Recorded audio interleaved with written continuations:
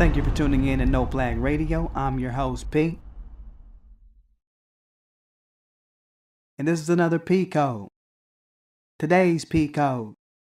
If you're black and you're a veteran and you believe that your veteran service is more important than pro-black empowerment, you're off code. And that's the code of the day. I say this because we have many black veterans. And just like voting, many of our black veterans claim they serve in the military because their family did it or because somebody black before them got beat up and killed by white supremacist terrorists, so that motivates them to do it. But that's not a good enough reason, especially when many of our veterans come back and don't teach anything of long-standing value from what they've learned in the military to the black community at large, like America's white supremacist terrorist preppers do, who were former military, like America's white supremacist terrorist militias, who were former military, like America's white supremacist terrorist police officers, who were former military, like America's white supremacist terrorist federalized weapons experts, so forth and so on, who were former military.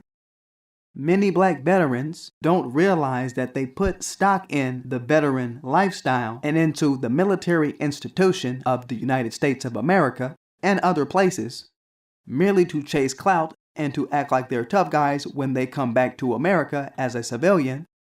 Yet, none of the freedoms that black veterans and white veterans and all other veterans say that they're actually fighting for and claim that they're securing for Americans to have in appreciable amounts come back to the black community.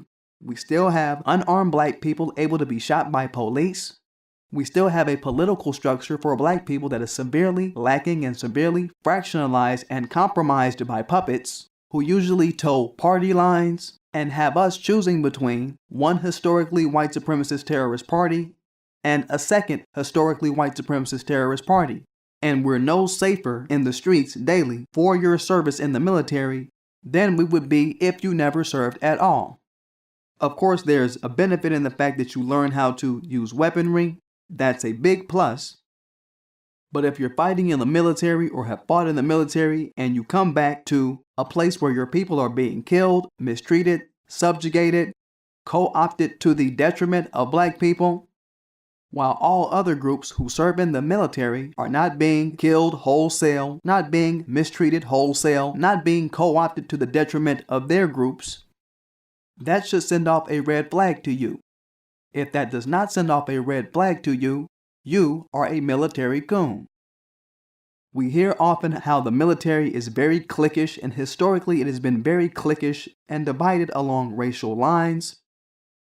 How dumb must you feel that non-white groups like Asians, Latinos, Indians, who also serve in the military, deal with the white racism in the military, but they come home to getting their needs met largely because they kiss the ass of and play ball with white supremacist terrorist society, a society that doesn't even allow you to kiss their ass or play ball with them enough for them to treat you righteously. When black men and women play ball with white supremacist terrorist society after serving, you don't get the same step-ups as these other groups who dealt with the same white supremacist terrorist cliquish nature of the military, and you're not afforded that because you're black. We've seen countless stories of black military people being mistreated in the streets daily as if your service meant nothing to your workaday white supremacist terrorists that we are surrounded by here in this white supremacist terrorist regime. And that should make you leery of your service.